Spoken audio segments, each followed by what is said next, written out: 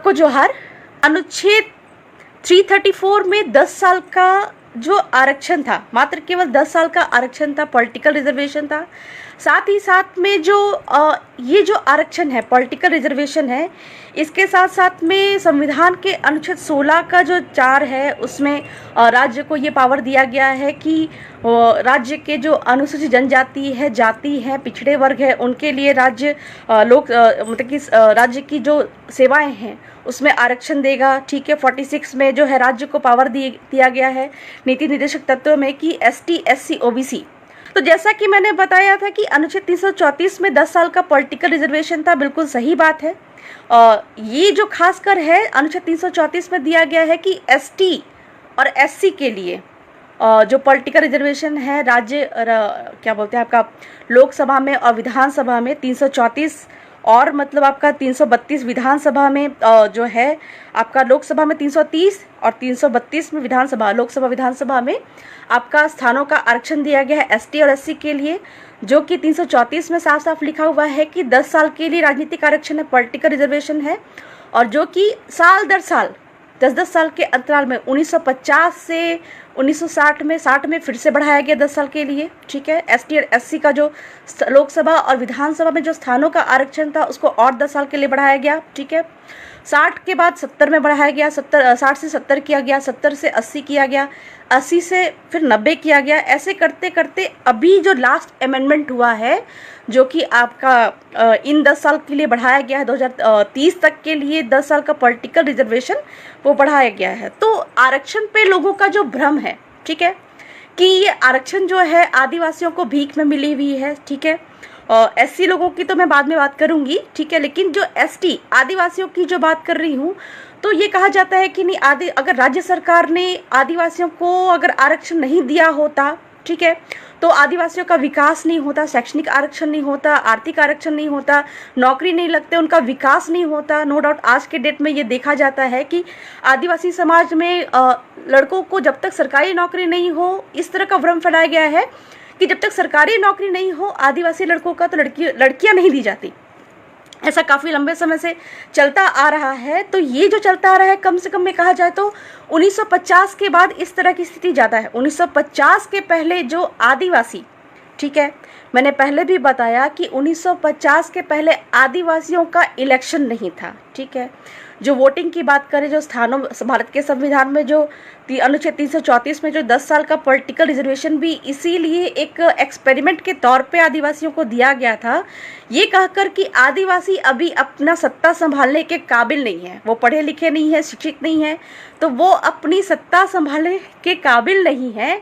इसलिए हम जो सरकार है, भारत की सरकार है, अभी क्या है, ये बागडोर, इनकी सत्ता की बागडोर अपने हाथ में ले रहे हैं। बाकायदा मैंने 2 साल 11 माह 18 दिन की जो संविधान सभा की डिबेट है वो भी पढ़ चुकी हूँ। उसमें हमारे जो मारंगोम के हैं, हमारे जो रिप्रेजेंटेटिव जो संविधान सभा में हमको रिप्रेजेंट करने के लिए, पूरे देश भर के आदिवासियों को रिप्रेजेंट करने के लिए गए हुए थे, उनकी और डॉक्टर भीमराव अंबेडकर की जो चर्चा है, इसमें ये सारी बातें जो है ये खुलकर आ रही है कि हम आपके जो जयपाल सिंह मुंडा, मारंगोम के जयपाल सिंह मुंडा आदिवासियों का रिप्रेजेंटेशन करते हुए ये कहते हैं कि हम आपके साथ में मिलने के लिए तैयार हैं, मतलब हम भारत में सम्मिलित होने के लिए तैयार हैं। आदिवासियों की तरफ से मैं ये कह रहा हूँ कि हम आपसे मिलने के लिए तैयार हैं, लेकिन बदले में क्या है कि भीमराव अंबेडकर कह रहे हैं कि बदले में ठीक है, हम आपको पॉलिटिकल आरक्षण देंगे, हम आपका विकास करेंगे, दिस करेंगे, दैट करेंगे, लेकिन आपके जो वर्तमान कानून हैं, जो आदिवासी क्षेत्रों में लागू कानून है, कस्टमरी लॉ हो गया, लैंड लॉज हो गया, टेनेंसी एक्ट है, छोटा नागपुर टेनेंसी एक्ट हो गया, या फिर आपका जितने भी तरह के लैंड रेवेन्यू कोड है जिसमें आदिवासियों की ज़मीन के विशेषाधिकार हैं, ठीक है, ये जो सारी चीज़ें, इनको नहीं हटाया जाएगा। ये कौन वादा कर रहे हैं?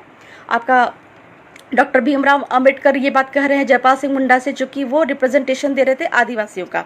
तो ये जो भ्रम की स्थिति पैदा की गई है कि अगर सरकार ने, केंद्र सरकार और राज्य सरकार ने आदिवासियों को आरक्षण नहीं दिया होता तो आज आदिवासियों का विकास नहीं होता। बिल्कुल निहायत ही बकवास है। चूँकि मैं ये बता दूं, ये जो आरक्षण वाली बात है, ये पॉलिटिकल रिजर्वेशन के माध्यम से हमने पावर दिया है सरकार को कि आप हम पे कानून लागू करिए, और कानून लागू करने के साथ में आप मतलब बदले में वो जब हम 10 साल का पॉलिटिकल रिप्रेजेंटेशन उनको दे रहे हैं, उनको पावर दे रहे, सरकार को पावर दे रहे हैं, तब जाके बदले में वो हम पे कानून लगा रहे हैं, और कानून लगा के बदले में शैक्षणिक आरक्षण, आर्थिक आरक्षण दे रहे हैं, प्लस साथ में जो हमारे क्षेत्र के, हमारे जो विशेष क्षेत्र है जिनको अनुसूचित क्षेत्र कहा जाता है, ट्राइबल एरियाज कहा जाता है, 5th शेड्यूल 6th शेड्यूल कहा जाता है, इन क्षेत्रों के जो रेवेन्यू है, चाहे वो खनिज हो, चाहे वो जल हो, चाहे जंगल हो, ज़मीन हो, इसको लेके जा रहे हैं और देश हित में उन सारे जो रेवेन्यूज़ है उनको खर्च कर रहे हैं। मतलब हम क्या कर रहे हैं, हर 10 साल के लिए पॉलिटिकल रिप्रेजेंटेशन के नाम पे 10-10 साल के लिए जो बढ़ाते आ रहे हैं, जो हमारे जो लोकसभा और विधानसभा में जो रिप्रेजेंटेटिव हैं, राज्यसभा में जो रिप्रेजेंटेशन हो रहा है हमारा, उनके द्वारा हम क्या कर रहे हैं कि पावर दे रहे हैं गवर्नमेंट को कि आप हमारे यहाँ पे शासन करिए, और साथ ही साथ में हमारे जो रेवेन्यूज़ है जिन पे हमारा अधिकार था उसको लेके जाइए, और मतलब उसको देश हित में खर्च करिए। ठीक है, क्योंकि सरकार जो चल रही है वो हमारे पैसों से चल रही है, नो डाउट। ठीक है, और एक भ्रम की स्थिति जो है कि आज़ादी के पहले आदिवासियों का इलेक्शन था। पहले मैंने आवाज़ क्लियर नहीं आ रही थी, ठीक है, वो चीज़ मैं बता रही हूँ, आवाज़ क्लियर नहीं आ रही थी। इसके पहले मैं जो बातें कर रही थी कि 1950 भारत का संविधान लागू हुआ 1950 में, और 15 अगस्त 1947 को देश आज़ाद हुआ। ठीक है, उसके पहले भी इलेक्शन हुआ करते थे। ठीक है, लोगों को मालूम नहीं है, लेकिन उस इलेक्शन में अंग्रेज जो है उन्होंने डायरेक्ट शासन नहीं किया हम पर। पहले वो आए, हम पे शासन नहीं कर पाए। उसके पहले के जितने लोग थे वो खासकर आदिवासी क्षेत्रों में प्रवेश नहीं कर पाए, कहीं कहीं पे प्रवेश नहीं कर पाए, शासन नहीं कर पाए। अंग्रेजों का जो सिस्टम था वो बहुत ही सिस्टमैटिक था। उन्होंने शासन करने पहले वो व्यापार के माध्यम से, ईस्ट इंडिया कंपनी के माध्यम से हम पढ़ चुके हैं कि वो व्यापार करने के लिए यहाँ पे आए। साथ ही साथ में धीरे धीरे करके उन्होंने क्या किया कि संविधान के माध्यम से, अंग्रेजी संविधान 1935 का संविधान बोल लीजिए आप, 1919 का संविधान बोल लीजिए, उसके पहले 1905 का, 1909 का, फिर 18 समथिंग का जो संविधान का, उसके माध्यम से हम पे शासन किया। ठीक है, और वो संविधान के माध्यम से वो अंग्रेज क्या करते थे, कार्यपालिका, न्यायपालिका, विधायिका यहाँ के भारत के, ब्रिटिश भारत के लोगों पर लगाते थे। उसी का कॉपी पेस्ट है आपका भारत का संविधान। ठीक है, मतलब कहा जा सकता है कि वो जो सत्ता थी, कार्यपालिका, न्यायपालिका, विधायिका, ठीक है, प्रोविंशियल गवर्नमेंट होती थी, आपका सेंट्रल गवर्नमेंट होती थी, वही सत्ता आज भी देश में चल रही है। और जब अंग्रेज हम पे शासन करते थे, डायरेक्ट शासन नहीं करते थे, पॉलिटिकल एजेंट हम पर नहीं, ट्राइब्स की बात नहीं कर रही हूँ, रिप्रेजेंटेशन की बात करूँ 1950 के पहले। ठीक है, चाहे वो जिस भी तरह की होती होगी पॉलिटिकल रिप्रेजेंटेशन, उसमें मैं देख रही हूँ, डेटा भी है मेरे पास में। ठीक है, आपका हिंदू को पॉलिटिकल रिप्रेजेंटेशन मिला हुआ है, वोटिंग देने का अधिकार है, मुस्लिम को है, सिख को है, इंडियन क्रिश्चियन, ठीक है, इंडियन क्रिश्चियन की बात कर रही हूँ मैं, उसको वोटिंग करने का अधिकार है, लैंड होल्डर्स जो है उनको वोटिंग करने का अधिकार है, इंडस्ट्रीज है, और हिंदुओं के अंदर में जो डिप्रेस क्लासेस है, ठीक है, उनको वोटिंग करने का अधिकार है। शेड्यूल ट्राइब के बारे में यहाँ पे कोई चर्चा नहीं की गई है, क्योंकि आज़ादी के पहले उसको बैकवर्ड एरिया और बैकवर्ड ट्राइब कहा गया था, आदिवासियों को। ठीक है, तो डिप्रेस क्लासेस है वो इलेक्शन में पार्टिसिपेट कर रहे हैं, और इलेक्शन में पार्टिसिपेट करने की वजह से इन सारे जितने कम्युनिटीज़ के बारे में मैंने बताया, उन पे अंग्रेजों का सीधा सीधा लोकसभा और विधानसभा का कानून लग रहा है। जितने भी पुराने कानून थे ब्रिटिश के, वो लगते आ रहे थे। और ये जो क्षेत्र थे जिन पे इलेक्शन होते थे, कहीं ना कहीं जो ब्रिटिश के अंडर में आते थे, उन क्षेत्रों को सामान्य क्षेत्र कह सकते हैं आज के डेट में। 1950 के बाद में, आज़ादी के बाद में, दो तरह के स्टेट डिवाइडेशन हुए।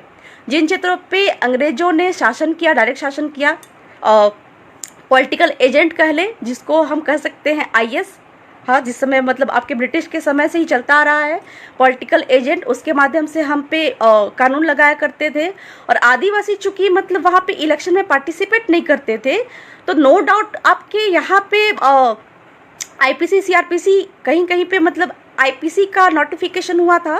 किसी किसी क्षेत्र में आज़ादी के पहले आदिवासियों पे अंग्रेजी कानून कैसे लागू होते थे, वोटिंग में पार्टिसिपेट नहीं करते थे। इतिहास जानना भी ज़रूरी है, ठीक है, वोटिंग में पार्टिसिपेट नहीं करते थे।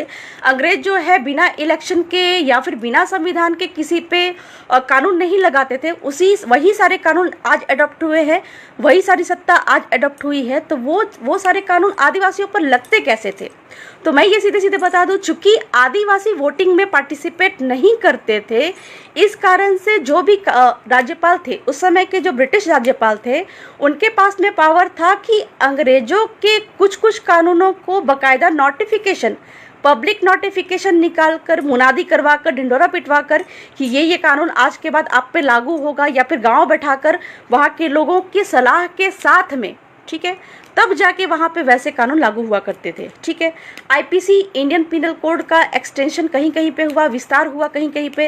राज्यपाल ने आईपीसी का नोटिफिकेशन दिया। ठीक है, आईपीसी का मतलब होता है आपने कोई जुर्म किया। ठीक है, लेकिन सीआरपीसी की बात करूँ तो सीआरपीसी का नोटिफिकेशन हमको आज तक कहीं पे दिखाई, आदिवासी क्षेत्र में जो 5वीं अनुसूची क्षेत्र की बात करें, 6ठी बैकवर्ड एरिया, बैकवर्ड ट्रैक्ट की बात करें, हमारे पास जजमेंट भी है नागालैंड वर्सेस रतन सिंह का। इसमें अगर हम देखें तो यहाँ पे सीआरपीसी का एक्सटेंशन कहीं पे नहीं दिखाई दे रहा है। तो इसलिए क्या है कि जैसा मैंने पहले बताया कि जो लोग, जो क्लासेस, हिंदू, मुस्लिम, सिख, क्रिश्चियन, इंडियन क्रिश्चियन और डिप्रेस क्लासेस, जो हिंदूज़ के जो डिप्रेस क्लासेस थे, उनका वोटिंग में पार्टिसिपेशन करने का पावर था, उनको आरक्षण था वोटिंग का, तो उन पे कानून भी लागू पड़ते थे। ठीक है, कानून का लागू पड़ने के साथ में जो उनको आरक्षण होता था, नौकरियां मिलती थी, जो भी जिस तरह की चीज़ें हैं, ये सारे उन पर होते थे, कानून भी लागू होते थे। लेकिन आदिवासियों पे क्या है कि चूंकि वो इलेक्शन में पार्टिसिपेट नहीं करते थे, उन पर कानून भी लागू नहीं होते थे। राज्यपाल, ब्रिटिश राज्यपाल के पास में पावर था कि वो कुछ कुछ कानूनों को आदिवासियों के हित को देखते हुए उन पर लागू करे। आईपीसी को तो कहीं कहीं पे लागू किया गया, सीआरपीसी को लागू नहीं किया गया कहीं भी। मैं आज भी हर जगह पे रिसर्च कर रही हूँ, लेकिन सीआरपीसी का नोटिफिकेशन कहीं पे भी, विस्तार का नोटिफिकेशन, एक्सटेंशन का नोटिफिकेशन नहीं दिखाई दे रहा है। फॉर एग्जाम्पल, आप आईपीसी के नीचे में आप देखेंगे तो एक्सटेंशन का, कि आईपीसी का एक्सटेंशन शेड्यूल डिस्ट्रिक्ट एक्ट 1874 के तहत इन क्षेत्रों में हुआ। इसका नोटिफिकेशन का कोलकाता गजट, ना फलाना गजट, ढिकाना गजट के माध्यम से वहाँ पे नोटिफिकेशन का रेफरेंस दिया गया है। लेकिन अगर हम सीआरपीसी में देख रहे हैं तो सीआरपीसी के एक्सटेंशन का वहाँ पे कहीं पे भी ये चीज़ दिखाई नहीं दे रहा है। ठीक है, तो इस प्रकार से सीआरपीसी लागू नहीं था। और जो पॉलिटिकल एजेंट हमारे क्षेत्र में आए, वो कैसे आदिवासियों को जेल में डालते थे? तो ये पॉलिटिकल एजेंट के पास में पावर था। चूँकि मैं गजट नोटिफिकेशन देख रही हूँ, आपका गजेटियर देख रही हूँ, तो उसमें ये दिखा रहा है कि आदिवासियों पे जो कलेक्टर को जेल में डालने का स्वविवेक का अधिकार था। ठीक है, पावर नहीं था। पावर कितने दिन का था? अगर मैं डूंगरपुर का देख रही हूँ, आपका गजेटियर देख रही हूँ, तो वहाँ पे उनको महीना भर या फिर 13 दिन या 15 दिन इस तरह का मतलब जेल में डालने का अधिकार है। वैसे ही करते करते मतलब ये जो कलेक्टर थे, पॉलिटिकल एजेंट थे, इनको आपका फुल पावर नहीं था कि वो ट्राइब्स को जेल में डाल दे। कुछ दिनों के लिए डाल सकते थे। सारा पावर था वो आदिवासियों के जो ग्राम सभा है उनको था। ठीक उसी समय पे जब इस तरह की चीज़ें चल रही थी तो झारखंड में विल्किंसन रूल फॉलो हुआ था, लागू हुआ था। चूँकि इन्हीं तरह के ब्रिटिश जो है वहाँ पे इतिहास भी लंबा है, आरक्षण का इतिहास भी बहुत लंबा है। कैसे गुलाम बने हम, पहले तो गुलाम थे नहीं, लेकिन ये पॉलिटिकल जो आपका रिप्रेजेंटेशन है 1950 के बाद में, उसके बाद से गुलाम बन गए। तो विल्किंसन रूल बनने के पीछे रीज़न यही था कि अंग्रेजों ने यहाँ पे अपने नो डाउट आज के डेट में भी देखेंगे आप, इतने सारे कानून, संविधान और होते हुए भी, इतने एक्ट पैक्ट होते हुए भी कानून का उल्लंघन किया जा रहा है। ठीक उस समय पे भी यही हाल था, ब्रिटिश गवर्नमेंट के समय भी यही हाल थे। केंद्र में कुछ और कानून बना हुआ है, राज्य में कुछ और कानून बना हुआ है, लेकिन जो फॉलो करने वाले थे ब्रिटिश के, जो मतलब आपके चमचे थे, ठीक है, जो कि हमारे लोकल लोग ही हुआ करते थे नो डाउट, ठीक है, वो थे, वो कानून को लागू नहीं करते थे।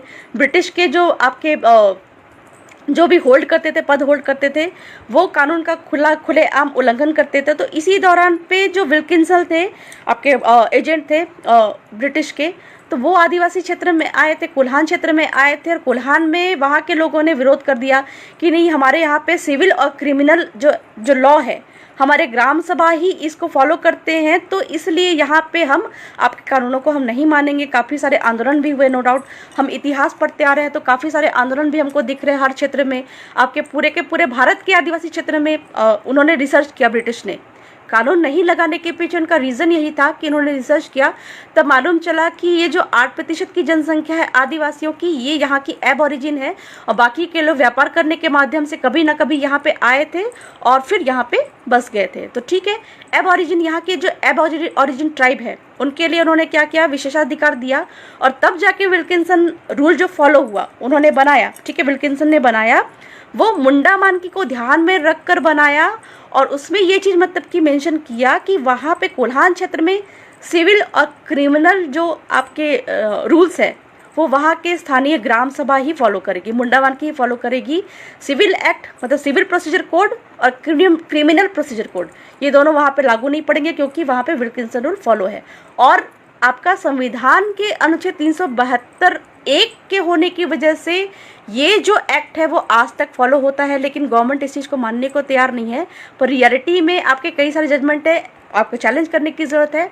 आज भी उस क्षेत्र में, कोल्हान क्षेत्र में विल्किंसन रूल ही फॉलो होगा, ठीक है। बात रही सिविल प्रोसीजर कोड की, जो ज़मीनी कानून जो है, मैंने पहले ये बताया आईपीसी लागू था, नोटिफिकेशन निकला हुआ है। कुछ कुछ क्षेत्रों में सीपीसी लागू था, कोल्हान क्षेत्र को छोड़ के बाकी क्षेत्र में आपका दीवानी मामलों के लिए सीपीसी सिविल प्रोसीजर कोड लागू था, ठीक है। इलेक्शन में पार्टिसिपेट नहीं करते थे, राज्यपाल ने नोटिफिकेशन, इलेक्शन में आदिवासी पार्टिसिपेट नहीं करते थे, राज्यपाल ने पब्लिक नोटिफिकेशन निकाला सीपीसी आईपीसी का, लेकिन सीआरपीसी का नहीं निकाला। इनफैक्ट जो पॉलिटिकल एजेंट थे, कलेक्टर, वर्तमान के कलेक्टर थे, उनको पावर दे दिया कि अब आदिवासियों पर अपने हिसाब से आप उन पे शासन चलाओ, लेकिन उनको भी बहुत ज़्यादा पावर नहीं दिया कि आप मृत्यु दंड दे सकते हैं, वो पावर नहीं दिया। 7 साल से ज़्यादा की सज़ा दे सकते हैं, वो पावर नहीं दिया। थोड़ा हर क्षेत्र के हर राज्य के हर आदिवासी क्षेत्र पे अलग अलग तरह के पॉलिटिकल एजेंट को अलग अलग तरह का पावर दिया गया। तो इस तरह की चीज़ें हुई हैं। तो अब बात आती है कि उस समय पे आदिवासी इलेक्शन में पार्टिसिपेट नहीं करते थे, ठीक है। कोई कानून आदिवासियों पे लगता नहीं था, कुछ चीज़ों को छोड़ के, जो कि राज्यपाल कुछ कानूनों को लागू करते थे, उन कानूनों को छोड़ के आदिवासियों पे अंग्रेजों का कानून लगता नहीं था। तो आदिवासियों का विकास होता कैसे था, ठीक है। ना उस समय पॉलिटिकल रिजर्वेशन था, ना उस समय पे आपका आर्थिक आरक्षण था, ना नौकरी में आरक्षण था, कुछ भी नहीं था, ठीक है। ना वो संविधान से एक हिसाब से जो गवर्नमेंट ऑफ इंडिया एक्ट है आपका 1850 समथिंग का, उससे वो फॉलो नहीं हो रहे हैं। तो फिर उन पे मतलब कि उनका विकास कैसे हो रहा है, तो उनका विकास हो रहा था उनके गांव के क्षेत्र के जो रेवेन्यू है, जल, जंगल, ज़मीन और खनिज, बहुत ज़्यादा उनको ज़रूरत भी नहीं पड़ती थी, वहाँ के रेवेन्यू पे उनका अधिकार था, उससे उनका विकास हो रहा था। गजेटियर ऑफ इंडिया में मैं पढ़ रही हूँ तो रांची क्षेत्र की बात कर रही हूँ खासकर, तो ज़्यादातर मैं देख रही हूँ कि ब्रिटिश का आगमन रांची क्षेत्र में, जो झारखंड का छोटा नागपुर है, नो डाउट आपके आंदोलन भी काफ़ी हुए वहाँ पे, तो इस क्षेत्र में उनका आगमन ज़्यादा हुआ है। क्यों? क्योंकि यहाँ पे खनिज बहुत ज़्यादा थे। गजेटियर ऑफ इंडिया में मैं देख रही हूँ कि छोटा नागपुर क्षेत्र में आपके जो खनिज की मात्रा बहुत ज़्यादा थी, इसलिए ब्रिटिश का जो सेंटर ऑफ अट्रैक्शन था वो रांची क्षेत्र ही था, छोटा नागपुर क्षेत्र ही था कुल मिलाकर, ठीक है। अब बात आती है, ठीक है, 1932 के राउंड टेबल कॉन्फ्रेंस, ठीक है, जो पॉलिटिकल रिप्रेजेंटेशन की बात कर रहे हैं। एक जो हमको वहम की बात फैलाई जाती है कि ST/SC को अगर बाबा साहब नहीं होते तो ST/SC को वोटिंग का अधिकार नहीं होता, जबकि हम देख रहे हैं कि आज़ादी के पहले जब आदिवासियों का वोटिंग नहीं था तो कानून भी उन पर लागू नहीं हो रही थी। चूँकि अंग्रेज क्या है, ब्रिटिश संविधान, फिर ब्रिटिश कानून और ब्रिटिश पॉलिटिकल एजेंट, ब्रिटिश जो है आपके प्रोविंशियल गवर्नमेंट हो गया, जो राज्य की सरकार है, ब्रिटिश केंद्र की सरकार है, उनके माध्यम से इन पे मतलब आदिवासियों पे कानून नहीं लगा पा रही है। तो फिर कुल मिलाकर उनका अपना विकास, मतलब बोलते ना खुद का साथ खुद का विकास, इस तरह की चीज़ें हो रही थी, किसी पे डिपेंड नहीं थे। तो इस तरह की चीज़ें हो रही थी। और ये जो भ्रम की स्थिति है कि नहीं बाबा साहब नहीं होते तो आज हमको वोटिंग का अधिकार नहीं मिलता, जबकि आदिवासियों को पहले से, आज़ादी के पहले से उनको वोटिंग का अधिकार नहीं था, लेकिन उनका विकास अच्छी तरह से हो रहा था। तो अब बात आती है 1932 के राउंड टेबल कॉन्फ्रेंस की, ठीक है। कम्युनल अवार्ड की बात कर रहे हैं, उसमें भी मेरे पास बुक है। पूना पैक्ट की बात कर रहे हैं तो उसमें भी आपका जो कम्युनल अवार्ड में आपका साफ साफ लिख रहा है कि वहाँ पे भी कम्युनल अवार्ड में वोटिंग की जो बात की गई है वो वोटिंग की बात है हिंदू, मुस्लिम, सिख, इंडियन, क्रिश्चियन, ठीक है, आपका लैंड होल्डर्स है, इंडस्ट्रीज़ है, और हिंदुओं के जो डिप्रेस क्लासेस है, जो पिछड़े वर्ग है, उनके लिए आरक्षण की बात थी। आदिवासियों की आरक्षण 1932 में भी नहीं थी। इलेक्शन नो डाउट उस समय भी होते थे। आपका 1932 के बाद में 1935 का संविधान भी आया, 1935 आपका गवर्नमेंट ऑफ इंडिया एक्ट 1935 आया, ठीक है। उस समय पे आपके जो है बाबा साहब की वजह से एससी लोगों को मिल गया, वहाँ पे आरक्षण मिल गया, पॉलिटिकल आरक्षण मिल गया, नो डाउट। लेकिन आज़ादी के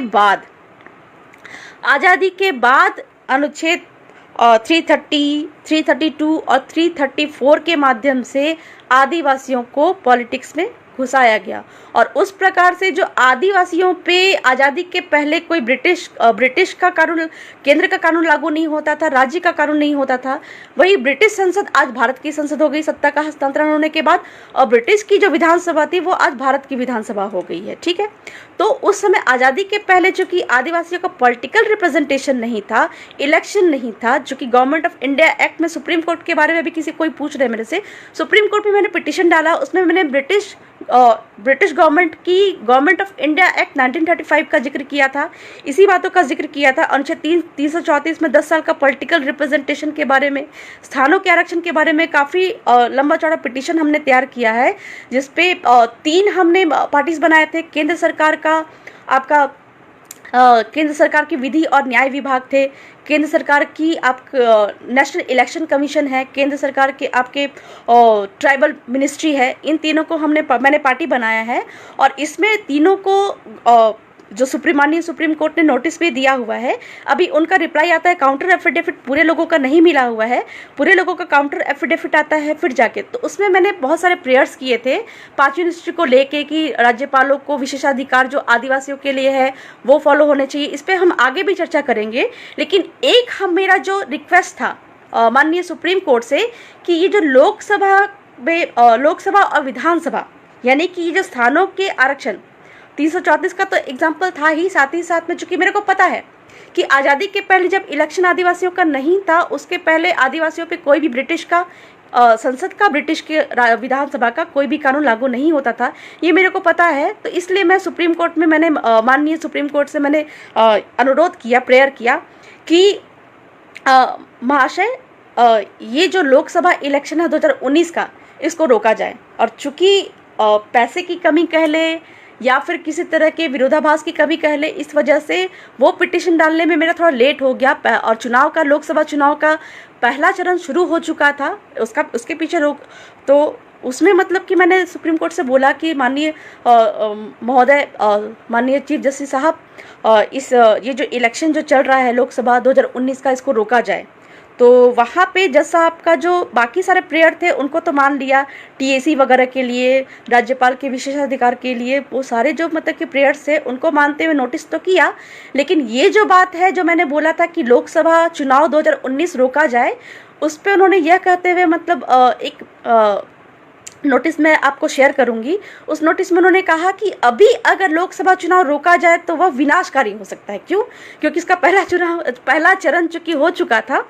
तो इस तरह की चीज़ें हैं। बहुत सारी लंबी चौड़ी मेरी सोच थी, थॉट बहुत लंबी थी, लोगों को समझाती तो लोगों को समझ में नहीं आता। तो इस प्रकार से जो 10 साल का पॉलिटिकल रिप्रेजेंटेशन हम लोगों को मिला, कहीं ना कहीं इसी वजह से जो आज़ादी के पहले आदिवासियों पे चुनाव ना होने की वजह से आदिवासियों पे केंद्र की, राज्य की जो कानून लागू नहीं होते थे, वह 334 में 10 साल का पॉलिटिकल रिप्रेजेंटेशन होने के बाद से आदिवासियों पे लोकसभा और विधानसभा के कानून लागू होने लगे। तो इस तरह की चीज़ें हैं जो कि इस तरह की घाटा हम लोगों को अनुच्छेद 334 में 10 साल का पॉलिटिकल रिप्रेजेंटेशन के लिए मिला। ठीक है, आज़ादी के बाद की बात करें तो 334 में 10 साल का पॉलिटिकल रिप्रेजेंटेशन लिखा गया कि आदिवासी जो आपका संविधान सभा का 2 साल 11 माह 18 दिन की 8 वॉल्यूम की किताबें हमारे पास में है, हिंदी में है बाकायदा, पढ़ा हुआ है मैंने दोनों।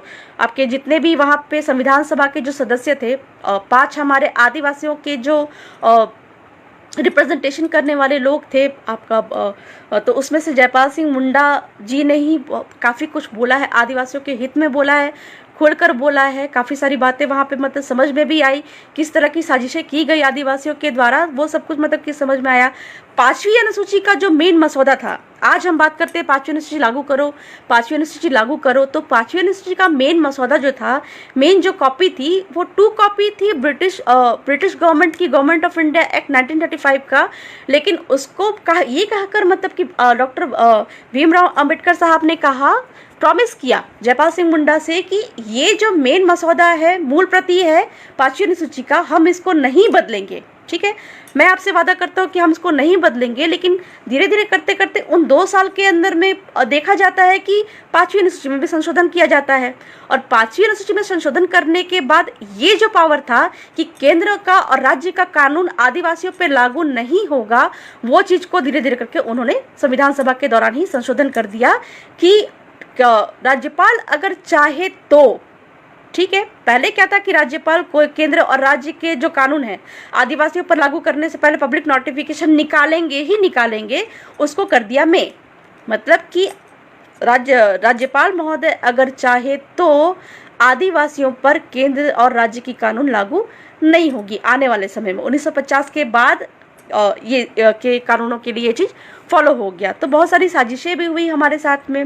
और अनुच्छेद 334 में जो 10 साल का पॉलिटिकल रिप्रेजेंटेशन के बारे में मैं देख रही हूँ, आपके संविधान सभा के डिबेट में मैं देख रही हूँ, तो ये कहा जा रहा है कि आपको आप मतलब कि जो है आदिवासियों को ब्रिटिश भारत में मिलने से ऐतराज़ क्यों है, हम आपको मतलब कि इतना हमारा इंटीग्रल स्कीम है, हमारी जो स्कीम है, पॉलिसीज़ है, उसके तहत हम आपको शैक्षणिक आरक्षण देंगे, हम आपको आर्थिक आरक्षण देंगे, हम आपका विकास करेंगे। साथ ही साथ में जो लैंड रेवेन्यू कोड है और टेनेंसी एक्ट है, चाहे वो छोटा नागपुर टेनेंसी एक्ट हो, चाहे वो आपका छत्तीसगढ़ लैंड रेवेन्यू कोड हो, Madhya Pradesh land revenue code हो, बॉम्बे लैंड रेवेन्यू कोड हो, या फिर आपका गुजरात लैंड रेवेन्यू कोड हो, तो इस तरह की चीज़ों को हम जैसे आदिवासियों के लिए है, हम उसमें छेड़छाड़ नहीं करेंगे। ये प्रॉमिस कर रहे हैं किसमें, संविधान सभा के डिबेट में। लेकिन कालांतर में उस आज के डेट में देख रहे हैं तो हर मतलब कि आपके संसद और विधानसभा की जो विधानसभा होती है, तो उसमें CNT एक्ट हो गया या फिर आपका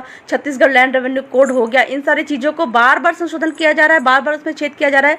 तो कहीं ना कहीं जो वादा किया गया था आदिवासियों के साथ कि हम आपकी सुरक्षा करेंगे, आप हमसे मिल जाइए, आप हमको 10 साल का पॉलिटिकल रिप्रेजेंटेशन दे दीजिए, आप हमको पावर दीजिए कि हम आप पे शासन करें पॉलिटिकल रिप्रेजेंटेशन के माध्यम से, ये 10 साल का पॉलिटिकल रिप्रेजेंटेशन के माध्यम से आप लोकसभा विधानसभा में हमारे साथ मतलब कि कानून बनाने में हमको हेल्प करेंगे। इस तरह की चीज़ें आप अगर मतलब ये करते हैं तो हम आपका मतलब कि इस तरह का विकास करेंगे, ये करके। चूँकि क्या है कि ये 10 साल के पॉलिटिकल रिप्रेजेंटेशन के माध्यम से ही लोकसभा में केंद्र का कानून और विधानसभा में राज्य का कानून लागू पड़ेगा, और वही कानून फिर इन क्षेत्र के आदिवासियों पे लागू पड़ेंगे। तो इस तरह की चीज़ें कहीं ना कहीं छेद 10 साल के लिए हमने पावर दे दिया कि आप हम पे शासन करिए, लोकसभा विधानसभा कानून हमारे लिए बनाइए। तो इस तरह की चीज़ें हो गई एक साजिश के तहत। आदिवासी अभी सत्ता चलाने के काबिल नहीं है, तो अब जब तक उनको हम 10 साल के लिए हम उनका पावर ले रहे हैं, 10 साल में हम उनको पढ़ाएंगे लिखाएंगे, वो अभी अनपढ़ है, वो गंवार है, ऐसा कहा गया। ठीक है, वो अभी सत्ता चलाने के काबिल नहीं है, अपने क्षेत्र को संभालने के काबिल नहीं है। वहाँ पे नो डाउट खनिज बहुत है, आदिवासी क्षेत्र में खनिज बहुत है, क्या पता लालच भी रहा हो। ठीक है, चूँकि गजेटेड ऑफ इंडिया में मैं देख भी रही हूँ कि आदिवासी क्षेत्र में ही बहुत सारे खनिज हैं, और केंद्र अभी भी मैं ये देखती हूँ कि खान खनिज के लिए जब भी कोई कानून बनना होता है, या फिर सुप्रीम कोर्ट के जजमेंट आ रहे हैं, संसद जजमेंट आ रहे हैं, उसमें खनिज के लिए तो बहुत सारी चीज़ें बोली जा रही हैं, लेकिन साथ ही साथ में ये भी बोला जा रहा है कि केंद्र के विकास पूरे देश भर के विकास के लिए अगर खनिजों का इस्तेमाल हो तो वो कर सकते हैं। ठीक है, रोक तो है लेकिन कर सकते हैं। तो इस तरह का इंस्ट्रक्शन भी दिया जा रहा है। तो कुल मिलाकर 10 साल का पॉलिटिकल रिप्रेजेंटेशन देकर हमने बोला आ बैल मुझे मार। ठीक है, इस तरह की चीज़ें हुई है। अब बात आती है कि ये आरक्षण हमको तो समझ में आ गया कि 10 साल के लिए हमने पॉलिटिकल रिप्रेजेंटेशन दिया। 1950 भारत का संविधान लागू होने के साथ ही ये 10 साल का, यानी कि 1950 से 1960 के लिए पॉलिटिकल रिप्रेजेंटेशन हमने अपने लोकसभा विधानसभा में अपने रिप्रेजेंटेटिव भेजे, MLA भेजे, MP भेजे। ठीक है, अब क्या है कि लोगों को पॉलिटिकल लालच हो गया है। ठीक है, 10 साल में शैक्षणिक आर्थिक जो हमारा विकास करने का था, ठीक है। 10 साल में हम इनका शैक्षणिक विकास करेंगे, आर्थिक विकास करेंगे, लेकिन आज 70 साल हो गए। हर 10-10 साल में ये पॉलिटिकल रिप्रेजेंटेशन को हर 10-10 साल में बढ़ाया जाता है बिना हमारी जानकारी के। हमको मालूम भी नहीं चलता है हम क्या करते हैं, एमएलए चुनते हैं, हम क्या करते हैं, एमपी चुनते हैं, और वो कब जाकर वो 10 साल का पॉलिटिकल रिप्रेजेंटेशन बढ़ा आते हैं ताकि और 10 साल के लिए हम इन पे लोकसभा और विधानसभा का कानून थोप सके, और उन लोकसभा और विधानसभा का कानून थोपने के साथ में इनके जल जंगल जमीन लूट सके, इनके खनिज लूट सके, क्योंकि बिना लोकसभा विधानसभा के कानून के ना हम इन पे ये 10 साल के पॉलिटिकल रिप्रेजेंटेशन अगर नहीं होगा, 10 साल के लिए नहीं बढ़ेगा, ये 10 साल के पॉलिटिकल रिप्रेजेंटेशन के माध्यम से हम इन पे कार्यपालिका, न्यायपालिका, विधायिका, ये तीनों चीज़ लगा रहे हैं। क्योंकि ब्रिटिश के समय से ये पॉलिटिकल रिप्रेजेंटेशन के माध्यम से ही कार्यपालिका, न्यायपालिका और ब्रिटिश भारत का संविधान सब पे लागू हुआ। तो इस तरह की चीज़ें होती थी। ब्रिटिश भारत का संविधान, जब एक चीज़ मैं क्लियर कर देना चाहती हूँ, ब्रिटिश भारत का संविधान यानी कि गवर्नमेंट ऑफ इंडिया एक्ट 1935, उसके पहले 1919, उसके पहले 1909, उसके पहले 1905 और उसके पहले आपका 1850 समथिंग था, वो लागू हो रहा था। तो 1850 समथिंग जो गवर्नमेंट ऑफ इंडिया एक्ट लागू कर रहे थे अंग्रेज, तो उस समय पे झारखंड प्रदेश, जो कि छोटा नागपुर कहा जाए, यहाँ पे बहुत विरोध हुआ था। आपके काफ़ी हुल हुए थे, संथाल हुल हुए थे, कोल विद्रोह हुआ था, ठीक है। पूरा का पूरा झारखंड जो प्रदेश है, वर्तमान का छोटा नागपुर, उस समय का छोटा नागपुर, आज का झारखंड प्रदेश है, ये काफ़ी यहाँ के जितने भी ट्राइब थे, ठीक है, और आपके बहुत सारे, मतलब कि आपका भूमिज विद्रोह हुआ, आपके जो है कुर्मी विद्रोह हुआ, आपका जो कोल, संथाल, मुंडा और जितने भी 32 ट्राइब है, हर ना सिर्फ वो और बाकी सारे जो कहा जाए कि जो झारखंडी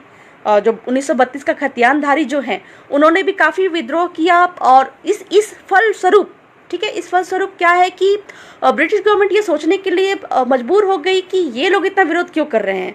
तब जाके बंगाल रेगुलेशन, जैसे कि वहाँ पे 3 ये आपके जो प्रेसिडेंसी जो उन्होंने डिसाइड कर रखा था, बंगाल प्रेसिडेंसी, मद्रास प्रेसिडेंसी, थोड़ा हार्ड जाएगा लेकिन टफ जाएगा, लेकिन समझने की ज़रूरत है। बंगाल प्रेसिडेंसी, मद्रास प्रेसिडेंसी और आपका बॉम्बे प्रेसिडेंसी, ठीक है, इन सारी चीज़ों में उन्होंने क्या किया, जब गवर्नमेंट ऑफ इंडिया एक्ट उन्होंने लगाया, ठीक है, आपका 1850 समथिंग का, मैं पार्टिकुलर उस गवर्नमेंट ऑफ इंडिया एक्ट का डेट याद नहीं कर पा रही हूँ, लेकिन उस समय का लगाया तो संथाल हुल होने की वजह से, कोल विद्रोह होने की वजह से और बाकी के बाकी पूरा, मतलब कि जो छोटा नागपुर क्षेत्र है वो जल रहा था। इस कारण से उन्होंने क्या किया, शेड्यूल्ड डिस्ट्रिक्ट एक्ट लेके आए वो। और शेड्यूल्ड डिस्ट्रिक्ट एक्ट आदिवासियों के लिए, मतलब संविधान तो है, कौन सा संविधान है, ब्रिटिश संविधान तो है, लेकिन 1874 में वो अलग से लेके आ रहे हैं आदिवासियों के लिए, सत्ता के लिए, कि इन लोगों पे अंग्रेजों का कानून, हमारा कानून लागू हम नहीं करेंगे। तो 2 तरह के कानून लगाए, एक तो लगाए सामान्य लोगों के लिए, संविधान तो बनाया, लेकिन उसी में छोटा सा भाग डाल दिया शेड्यूल डिस्ट्रिक्ट एक्ट, ठीक है।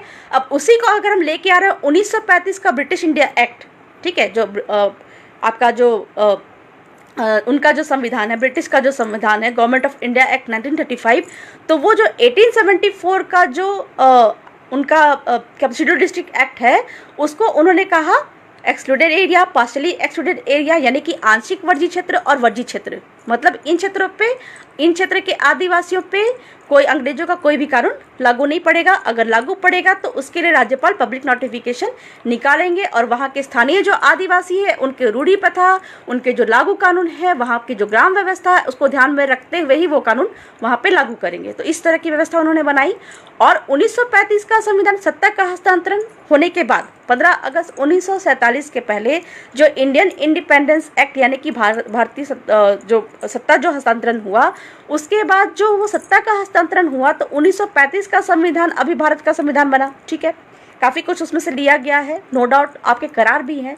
तो 1950 में जब भारत का संविधान बना, तो ये जो वर्जी क्षेत्र और आंशिक वर्जी क्षेत्र थे, जहाँ पे अंग्रेजों के का कोई भी कानून लागू नहीं पड़ेगा, वो चीज़ें आपके 5वीं अनुसूची और 6ठी अनुसूची के रूप में लागू पड़ गई, ठीक है। और उस समय पे जो अंग्रेजों के समय का जो वर्जी क्षेत्र और आंशिक वर्जी क्षेत्र था, और जो बैकवर्ड एरिया और बैकवर्ड ट्राइब थे, मतलब कि जो आदिवासी थे, वो पावर दे दिया गया, चुनने का अधिकार दिया गया वर्तमान के राष्ट्रपति महोदय को, कि बहुत सारे ऐसे भी क्षेत्र हैं 1950 के बाद में जो कि आदिवासी क्षेत्रों को छोड़ दिया गया, जैसे उत्तर प्रदेश का सोनभद्र जहाँ पे काफ़ी गोंड ट्राइब काफ़ी ज़्यादा है, वो क्षेत्र आज़ादी के पहले आपका ब्रिटिश एरिया में तो आपका ये आ रहा था, आंशिक वर्जी क्षेत्र में आ रहा था। कायदे से वर्तमान में सोनभद्र क्षेत्र जो है यूपी का, वो 5वीं अनुसूची में होना चाहिए था, लेकिन उसको छोड़ दिया गया और राष्ट्रपति महोदय के पास में ये पावर था कि आप उन क्षेत्रों को फिर से 5वीं अनुसूची घोषित करिए। ठीक है, तो राष्ट्रपति को ये पावर है कि किसी भी क्षेत्र को 5वीं अनुसूची क्षेत्र घोषित कर सकते हैं। ठीक वैसे ही बहुत सारे ट्राइब ऐसे हैं जो कि आज़ादी के बाद छूट गए हैं, तो राष्ट्रपति महोदय के पास में ये पावर है कि उन ट्राइब को आप जोड़िए जो एसटी के स्टेटस में नहीं डाले गए हैं, तो आप 1950 में आपको ये पावर दिया गया है, तो आप उनको एसटी के स्टेटस में वापस जोड़ सकते हैं। तो कुल मिलाकर राष्ट्रपति महोदय के पास में ये पावर है कि आप एसटी बढ़ा सकते हैं पर एसटी घटा नहीं सकते, आप आदिवासी क्षेत्र बढ़ा सकते हैं पर आदिवासी क्षेत्र घटा नहीं सकते। पर कानून संविधान का उल्लंघन हो रहा है। हमारे जो ब्यूरोक्रेट्स हैं उनके माध्यम से, जो नेता मंत्री है उनके माध्यम से, जो इनफैक्ट जो मतलब कि न्यायपालिका में जो बैठे हुए हैं उनके माध्यम से भी कानून संविधान का काफ़ी उल्लंघन हो रहा है। तो कुल मिलाकर ये चीज़ें क्लियर हो गई। तो दो तरह के क्षेत्र यहाँ पे बने, एक तो हो गया सामान्य क्षेत्र जहाँ पे अंग्रेजों का सारा कानून लागू होता था, आदिवासी कभी झुके नहीं कभी दबे नहीं, इसलिए ब्रिटिश ने क्या किया कि नहीं, आदिवासियों पर अंग्रेजों का कोई भी कानून लागू नहीं होगा, और जो कानून लागू होगा राज्य राज्य के हिसाब से कुछ कानून को लागू किया राज्यपालों के माध्यम से। ठीक है, ठीक उसी प्रकार उन क्षेत्रों को कहा गया 5वीं अनुसूची क्षेत्र और सामान्य क्षेत्र। ठीक है, हर राज्य में दो तरह के क्षेत्र हैं, हर राज्य में आदिवासी हैं, जैसे हर राज्य में कुछ सामान्य क्षेत्र है वहाँ भी आदिवासी है, हर राज्य में कुछ आदिवासी क्षेत्र है वहाँ पे तो फुल्ली आदिवासी हैं। ठीक है, तो 5वीं अनुसूची के प्रावधान है हर राज्य के आदिवासियों पर लागू होगी, चाहे वो किसी बाहर के क्षेत्र के आदिवासी हों चाहे अंदर के क्षेत्र के आदिवासी हों। ठीक है, और एक चीज़ हम लोगों को समझ में आता है, ये जो मतलब कि अनुच्छेद 334 में तो वो 10 साल का पॉलिटिकल रिप्रेजेंटेशन जो दिया गया है, वो अनुच्छेद 334 में 10 साल का पॉलिटिकल रिप्रेजेंटेशन के बारे में कह रहे हैं। ठीक है, इसमें भी दो तरह के पॉलिटिकल रिप्रेजेंटेशन के बारे में चर्चा है, एक तो सामान्य क्षेत्र और एक आदिवासी क्षेत्र की बात कर रहे हैं। ठीक है, आपके सुप्रीम कोर्ट के कई सारे जजमेंट अगर हम पढ़ रहे हैं, आवाज़ क्लियर आ रही है?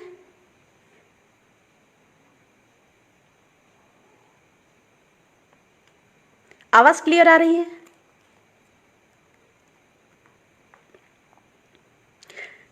लाइट कट गई थी इसलिए थोड़ा सा लिंक टूट गया था।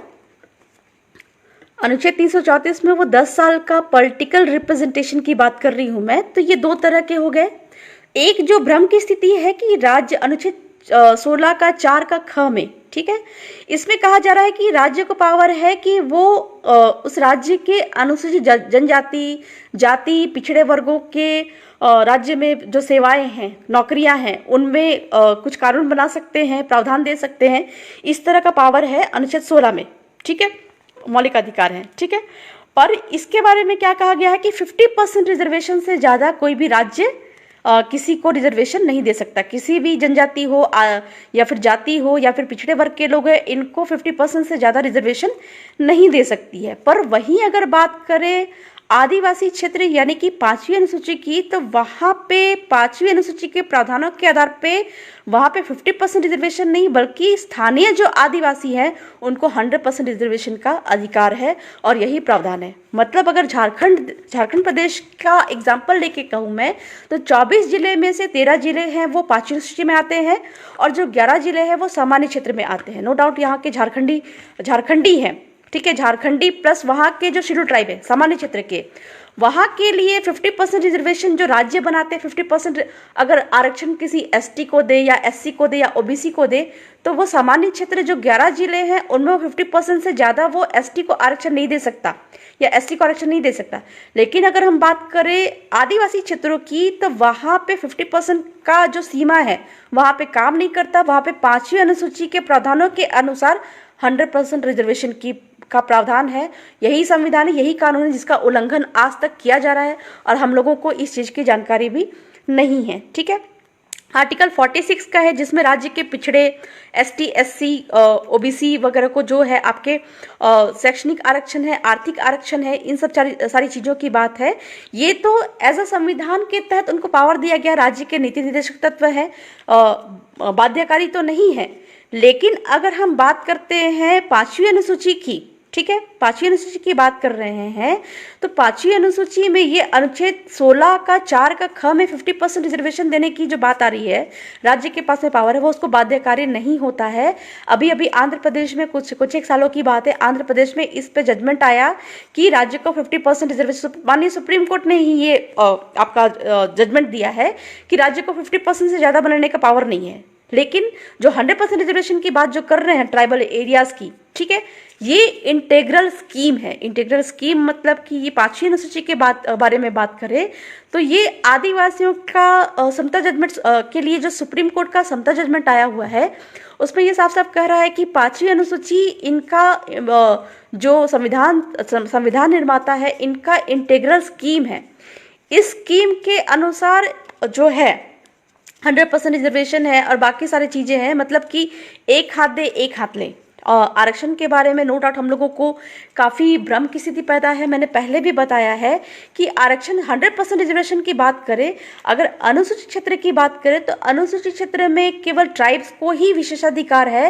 राजस्थान में भी मतलब कि काफ़ी इस पे 2 तरह की चीज़ें आई है, सामने आई है कि वहाँ पे जो सामान्य क्षेत्रों में जो 5वीं क्षेत्र से इतर जो क्षेत्र हैं, उससे बाहर के जो क्षेत्र हैं, वहाँ के जो प्रावधान है उनको आदिवासी क्षेत्रों में भी लागू कर दिया गया है कि 50% रिजर्वेशन आदिवासी क्षेत्र में भी जो 100% रिजर्वेशन ट्राइब्स को मिलना चाहिए, उसकी जगह पे 45% रिजर्वेशन अभी दे रहे हैं। तो ऐसे में सामान्य क्षेत्र और आदिवासी क्षेत्र में क्या अंतर रह गया? तो ये जो चीज़ें हैं, इस पर नो डाउट आपके जो वहाँ के कार्मिक विभाग का आपका ये भी लेटर भी आया हुआ है कि राज्य ने जो इस तरह का नोटिफिकेशन निकाला है राजस्थान के आदिवासी क्षेत्रों के लिए कि 45% रिजर्वेशन मिलेगा, वो चीज़ें मतलब गलत है। जबकि अगर राज्य के जो राज्यपाल हैं वो अगर 5वीं अनुसूची के पैराग्राफ 5 के तहत उनको जो पावर है उसके तहत राज्य के अनुसूचित क्षेत्र के आदिवासियों के लिए अगर रिजर्वेशन करते हैं तो उनको सिर्फ और सिर्फ अनुसूचित जनजातियों के लिए ही आपका रिजर्वेशन या फिर अन्य सुविधाएं या फिर अन्य तरह के जो मतलब आपके कानून पे उलटफेर करने का, संशोधन करने का, उनके हितकारी तरीके से संशोधन करने का अधिकार है। बाकी राज्य के बाकी जो एससी, ओबीसी, जनरल लोगों के लिए राज्यपाल के पास में पावर नहीं है कि वो 5वीं अनुसूची के पैराग्राफ 5 के तहत वो कोई कानून बना सके। तो इसको भी चैलेंज करने की आवश्यकता है। काफ़ी सारी चीज़ें हैं, काफ़ी सारी चीज़ों को बहुत ही विस्तार तरीके से मतलब कि मैं बताने की कोशिश कर रही थी। ठीक है, एक क्वेश्चन आया हुआ है, ठीक है, मैं देख रही हूँ कि लोग क्वेश्चन तो पूछना चाह रहे हैं, लेकिन अब मैं थोड़ा इस पे कुछ क्वेश्चन आए हुए थे, 2 क्वेश्चन में वो मैं बताना चाह रही हूँ। ठीक है, एक कह रहे हैं कि आरक्षण पाने वाले फैमिली को दोहरा आरक्षण का लाभ मतलब कि मिलना चाहिए, नहीं मिलना चाहिए। ठीक है, ये बता रही थी मैं कि ये तो उसी तरह की बात हो गई कि पिताजी की ज़मीन अगर मतलब कि पिताजी के पास में अगर 10 एकड़ की ज़मीन है, ठीक है, और 10 एकड़ की ज़मीन है तो वो कायदे से तो 2 बेटों में बराबर बांटी जानी चाहिए, लेकिन 2 बेटों में 5-5 एकड़ की ज़मीन बांटी जानी चाहिए। लेकिन एक बेटा अगर नौकरी में बहुत ज़्यादा कमा रहा है, बहुत ज़्यादा पैसे वाला हो गया, तो उसको उस ज़मीन में से 5 एकड़ की ज़मीन नहीं मिलनी चाहिए, ये वाली बात आ गई। तो ये गलत बात है, सबको बराबर का अधिकार है। तो इस प्रकार से ये जो आरक्षण के जो नियम है, ठीक है, हमको जो आरक्षण मिला हुआ है, आदिवासियों को आरक्षण मिला हुआ है, ये कोई भीख में नहीं मिला हुआ है। ये जो आरक्षण है ये टेरिटोरियल है। टेरिटोरियल मीन्स कि 5वीं अनुसूची के जो क्षेत्र है वहाँ के आदिवासी, जैसे झारखंड की बात करूँ तो झारखंड में 32 ट्राइब हैं। झारखंड का उदाहरण मैं इसलिए देती हूँ कि झारखंड के बारे में मुझे मुँह ज़बानी याद है।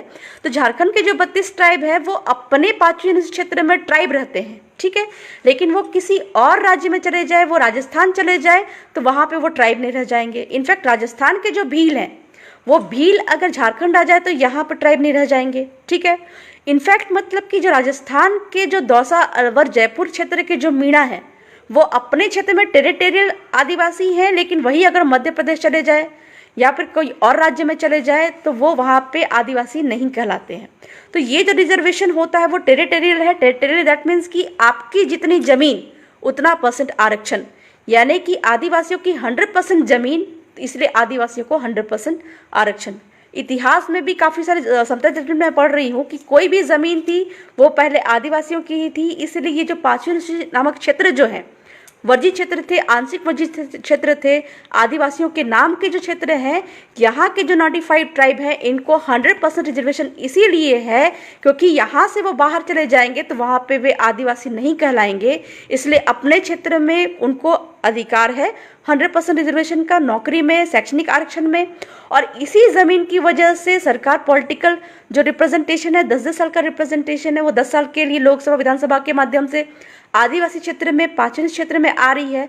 आपके 100% जो ज़मीन है उसी में से सोना, लोहा, चांदी निकाल के ले जाके फिर वो देश हित में खर्च कर रही है, और बदले में हमको शैक्षणिक आरक्षण और आर्थिक आरक्षण के रूप में जो 100 रुपीज़ में से मात्र केवल 10 रुपये हम पे खर्च कर रही है। तो ये जो मतलब की चीज़ें मिल रही है हमको भीख में नहीं मिल रही है।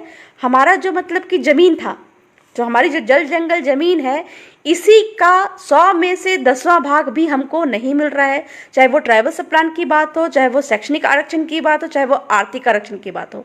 इनफैक्ट अगर बात करें कि अनुसूचित क्षेत्र में जो अन्य जाति के लोग हैं, ठीक है, अन्य जाति के लोग हैं, वर्ग के आधार पर, चूंकि सुप्रीम कोर्ट भी वर्ग की बात कर रहे हैं, मैं कोई किसी जाति के बारे में नहीं कर रही हूँ, क्योंकि सुप्रीम कोर्ट भी जब बात करता है आदिवासी गैर आदिवासी की बात करता है, या फिर संविधान अगर बात कर रहा है तो ST SC OBC जनरल की बात कर रहा है, किसी जाति विशेष की हम बात नहीं कर रहे हैं, आदिवासी और गैर आदिवासियों की बात कर रहे हैं। सुप्रीम कोर्ट भी कहता है तो वो शेड्यूल ट्राइब और नॉन शेड्यूल ट्राइब की बात करता है, ठीक है।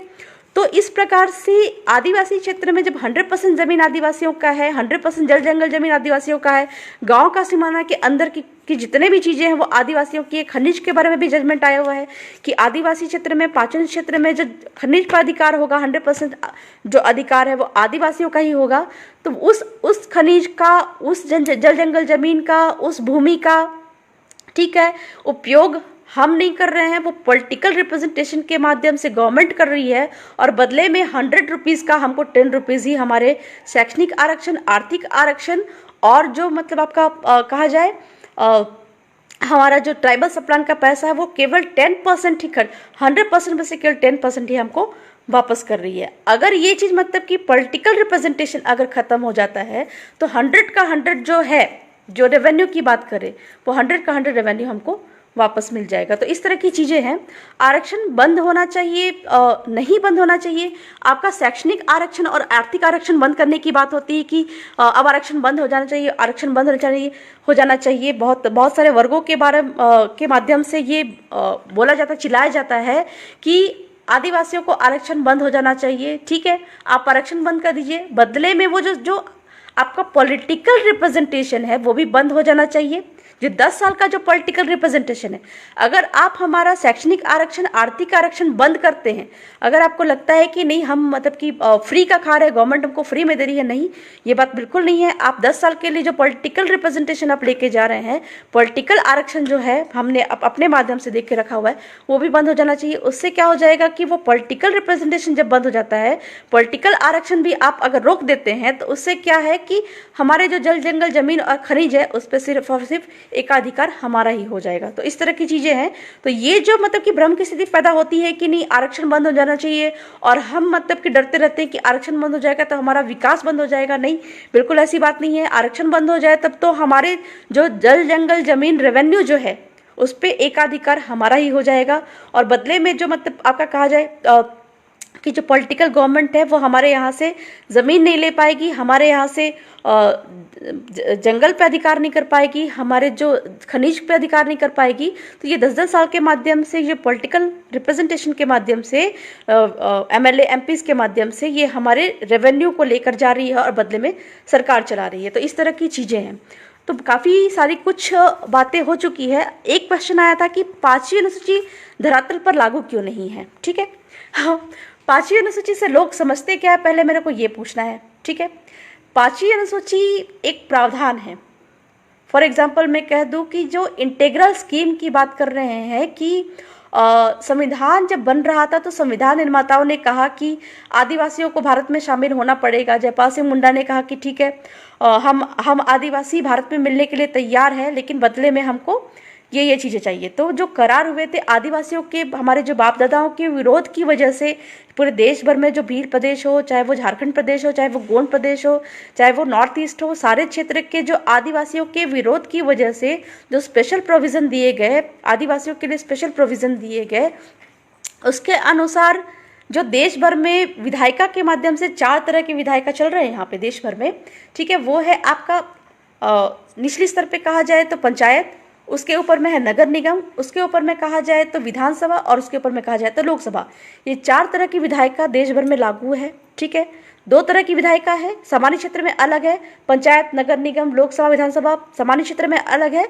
वहीं 5वीं अनुसूची की बात करें, 243 243 एम आप पढ़ लीजिए, वहां पे कह रहा है कि पंचायत तो हर जगह पे लागू होगा, आदिवासी क्षेत्र में लागू नहीं होगा। आदिवासी क्षेत्र मतलब अनुसूचित क्षेत्र में लागू नहीं होगा। नगर निगम हर जगह पे तो लागू होगा, सामान्य क्षेत्र में लागू होगा, अनुसूचित क्षेत्र में लागू नहीं होगा। लोकसभा, विधानसभा भी हर क्षेत्र में लागू नहीं होगा, लेकिन आदिवासी क्षेत्र में लागू नहीं होगा। ये है 5वीं अनुसूची, ठीक है। कब लागू होगा? ये लोकसभा, विधानसभा, नगर निगम, नगर निगम, पंचायत कब लागू होगा? जबकि प्रावधान लाए जाए। 5वीं अनुसूची के बारे में बता रही हूँ कि 5वीं अनुसूची है क्या, ठीक है। प्रावधान क्या होने चाहिए? ऐसे प्रावधान, ऐसे पॉलिसीज, ठीक है, पंचायत लागू करने की पॉलिसी, नगर निगम लागू करने की पॉलिसी, लोकसभा लागू करने की पॉलिसी, विधानसभा लागू करने की पॉलिसी, ये प्रावधान जो कि आदिवासियों के रूढ़ी प्रथा को नुकसान नहीं पहुंचाता हो, आदिवासियों के यहाँ पे जो कस्टमरी लॉ हो उसको नुकसान नहीं पहुंचाता हो, आदिवासियों के यहाँ पे जो जमीन का कानून है उसको नुकसान नहीं पहुंचाता हो, और जो लागू कानून है, ठीक है, उनके संरक्षण के लिए जो लागू कानून है उसको नहीं नुकसान नहीं पहुंचाता हो, उसके अनुसार प्रावधान लाकर ही ये चारों के प्रावधान आदिवासी क्षेत्रों में, अनुसूचित क्षेत्र में लागू होंगे, ठीक है। पंचायत के लिए पेशा प्रावधान लाया गया, 243 और 243 अगर हम पढ़ रहे हैं, बिना प्रावधान, कैसे प्रावधान? जो कि आदिवासियों पे लागू कानून के खिलाफ में नहीं होने चाहिए, उनके रूढ़िगत ग्राम सभा के खिलाफ में, मुंडा मान के पटेल गमेती के खिलाफ में नहीं होने चाहिए। इस अनुसार आप प्रावधान लाएंगे लोकसभा, विधानसभा, पंचायत, नगर निगम को लागू करने के लिए। ये करार है, कौन सा करार? Foreign jurisdiction act, Indian independence act, या फिर उसके पहले के, ठीक है। तो इस पे बाद में चर्चा करेंगे, काफ़ी सारे जो है आपके लाइफ में मैंने चर्चा भी किया हुआ है। तो ये 4 प्रावधान जो है, पेशा प्रावधान लाया गया पंचायत लागू करने के लिए। जिस समय से केंद्र में पेशा प्रावधान लाया गया, नो डाउट केंद्र में लागू हो गया 1996 में।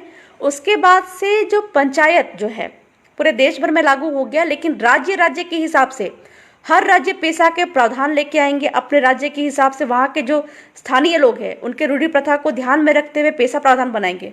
मध्य प्रदेश में बनाए जा रहे हैं, झारखंड में नहीं लागू है, गुजरात में बनाए गए हैं, राजस्थान में बनाए गए हैं। इस तरह का जो पेशा प्रावधान, बिना प्रावधान के पंचायत लागू नहीं होगा, ठीक है। नगर निगम के लिए क्या है? मेसा प्रावधान आने चाहिए। नगर निगम पूरे देश भर में इलीगल है। जितने भी अनुसूचित क्षेत्र में नगर निगम लागू है वह इलीगल है। क्यों? क्योंकि बिना प्रावधान, आदिवासियों के रूढ़िगत ग्राम सभा, आदिवासियों की रूढ़ी प्रथा, आदिवासियों के जो लागू कानून है उनको ध्यान में रखते हुए मेसा कानून नहीं लाया गया। इसलिए पूरे देश भर के जितने भी आदिवासी क्षेत्र हैं उनके नगर निगम इलीगल हैं, ठीक है। 5वीं अनुसूची की बात करें, लोकसभा और विधानसभा को लागू करने के लिए 5वीं अनुसूची प्रावधान है। सीधी सी बात कि 5वीं अनुसूची का मतलब है लोकसभा और विधानसभा के कानून को लागू करने के लिए प्रावधान, ठीक है। 4 तरह के प्रावधान, पेशा प्रावधान, मेसा प्रावधान और लोकसभा विधानसभा को लागू करने का प्रावधान 5वीं अनुसूची प्रावधान, ठीक है। आज़ादी के पहले क्या था? एक चीज यहाँ पे हो सकती है, मतलब 5वीं अनुसूची के अनुसार आदिवासियों पे लोकसभा और विधानसभा के कानून लागू पड़ रहे हैं। कब से? 1950 के बाद से। लेकिन यहाँ पे शर्त है, शर्त भी वही है कि आदिवासियों के रूढ़ी प्रथा, आदिवासियों के कस्टमरी लॉ, आदिवासियों के रूढ़िगत ग्राम सभा, आदिवासियों के जो है जो उस क्षेत्र में लागू कानून है, लागू कानून दैट मीन्स की टेनेंसी एक्ट और लैंड रेवेन्यू कोड। अगर छत्तीसगढ़ के आदिवासी क्षेत्रों के अनुसूचित क्षेत्र की बात करें तो वहाँ के टेनेंसी एक्ट दो तरह के होंगे। इसमें भी क्वेश्चन है, 2 तरह के टेनेंसी एक्ट होंगे। आपके झारखंड में अगर 24 जिले हैं तो 13 जिले जो है अनुसूचित जिले हैं। यहाँ पे CNT एक्ट अलग तरीके से लागू होगा और 11 जो सामान्य जिले हैं वहाँ पे अलग तरह से लागू होगा।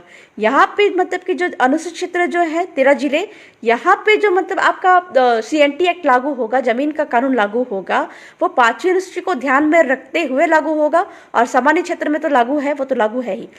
इसी तरह के हर जो 10 राज्य के जो अनुसूचित क्षेत्र के टेनेंसी एक्ट और लैंड रेवेन्यू कोड है वो दो तरह के लागू होंगे, सामान्य क्षेत्र में अलग और आदिवासी क्षेत्र में अलग।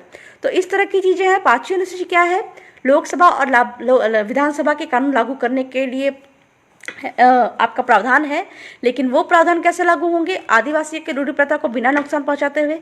कोई भी कानून है बिना आदिवासियों की रूढ़ी प्रथा, कस्टमरी लॉ, या फिर कहा जाए कि आपका स्थानीय विधि है, वहाँ पे जो ग्राम सभा है, वहाँ का जो कानून लागू थे उन सबको ध्यान में रखते हुए वैसे कानून लागू होने चाहिए।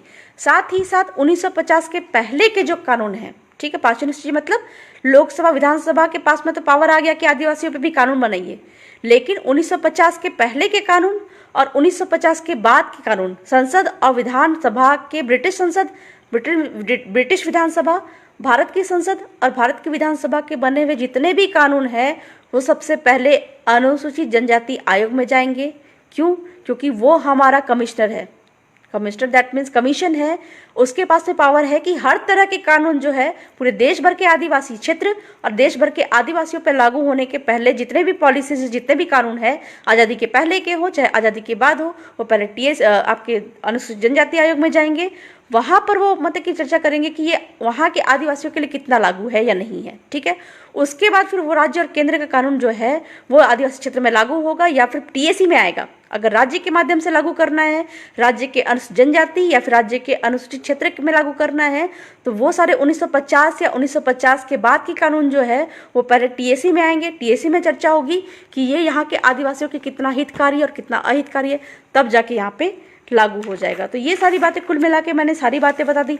आरक्षण का जो सच है कि हमको ये आरक्षण भीख में नहीं मिली है, जितनी जमीन हमारी उतना % आरक्षण हमारा, पूरे जल जंगल जमीन हमारी है। बोलते तो हैं हम कि जल जंगल जमीन हमारी है, अबुआ दिशम अबुआ रज, लेकिन कैसे ही हमको पता नहीं। तो इस तरह की चीज़ें हैं कि हमारा जो रिजर्वेशन है, जो झारखंड के 32 ट्राइब है इनका रिजर्वेशन है, या फिर राजस्थान के जो ट्राइब है उनका रिजर्वेशन है अनुसूचित क्षेत्र पे, वो इस प्रकार से है, 100% रिजर्वेशन इस प्रकार से है कि उस क्षेत्र पे उनका अधिकार है। उस क्षेत्र से वो बाहर जाते हैं तो वो अनुसूचित जनजाति नहीं रह जाते हैं। इसलिए यहाँ पे 100% रिजर्वेशन की बात करें, नौकरियों में वो सारे जो है आरक्षण आदिवासियों के ही होने चाहिए। तो ये सारे प्रोविजंस है और भी बहुत सारी चीज़ें हैं।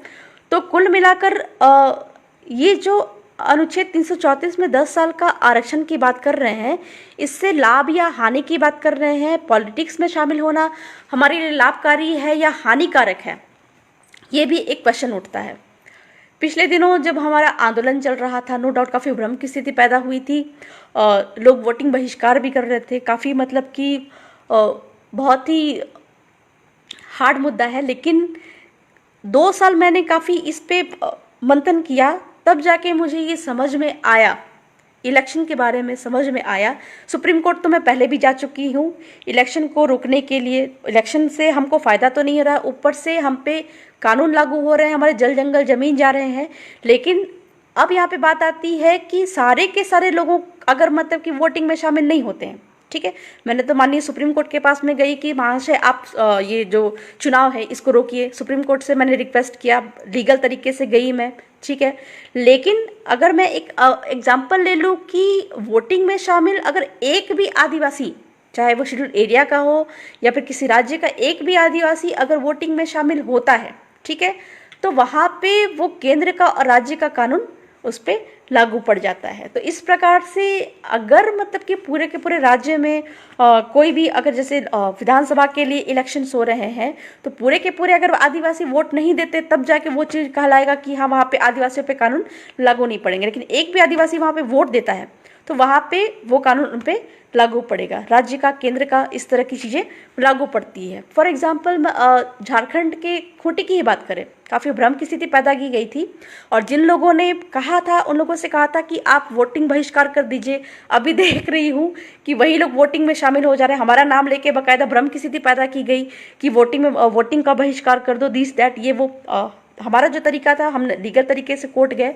तो वहाँ पे क्या है कि वोटिंग बहिष्कार करने से क्या हो गया कि कुछ लोगों ने वोट नहीं दिया। 80% मान लिया जाए कि 80% लोगों ने वोट नहीं दिया, ठीक है, लेकिन 20% लोगों में से कुछ लोगों ने नोटा दबाया। नोटा दबाने का मतलब कि हमने इलेक्शन में पार्टिसिपेट किया, ठीक है, इलेक्शन में पार्टिसिपेट किया, दैट मीन्स कि हम आमंत्रित कर रहे हैं कि ये जो कानून है, राज्य के कानून है, ये हम पे लागू पड़े, ये एमएलए हम पे लागू पड़े, ये एमपी हम पे लागू पड़े।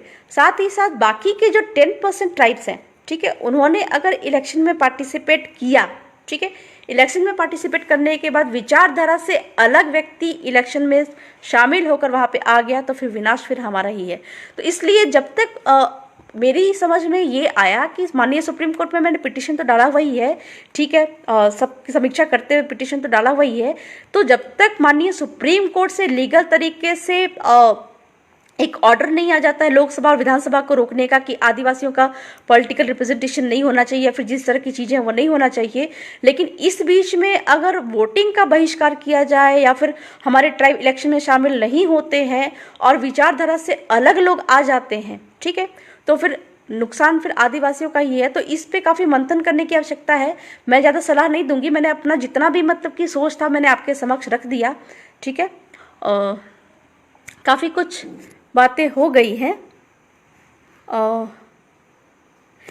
कुछ पूछ रहे हैं, किसी के बारे में जानकारी पूछ रहे हैं, संविधान की बातें की जाए। हम तो भैया संविधान की बातों को मानते हैं, बाकी और किसी संगठन से हमारा कुछ लेना देना नहीं है। सारी बातें हो चुकी हैं कुल मिलाकर। पॉलिटिक्स पे जो मेरा मत रहा था, मैंने पहले भी बता दिया है मैंने कि किस तरह के सिचुएशंस आ सकते हैं और किस तरह की चीज़ें हैं, बाकी निर्णय आपको लेना है। इस पे कभी और विस्तार से चर्चा करेंगे हम। तो 10 साल के पॉलिटिकल रिप्रेजेंटेशन के बारे में मैं काफ़ी कुछ बता चुकी हूँ कि 10 साल का पॉलिटिकल रिप्रेजेंटेशन जो बढ़ता गया, उससे कहीं ना कहीं नुकसान हमको ही हुआ है। हम नहीं बोला कि आ बैल हमको मार, यही समीक्षा रही है हमारी। और आगे का क्या मतलब कि रणनीति हो सकती है, तो उसके बारे में हम आगे भी चर्चा करेंगे। तो फिलहाल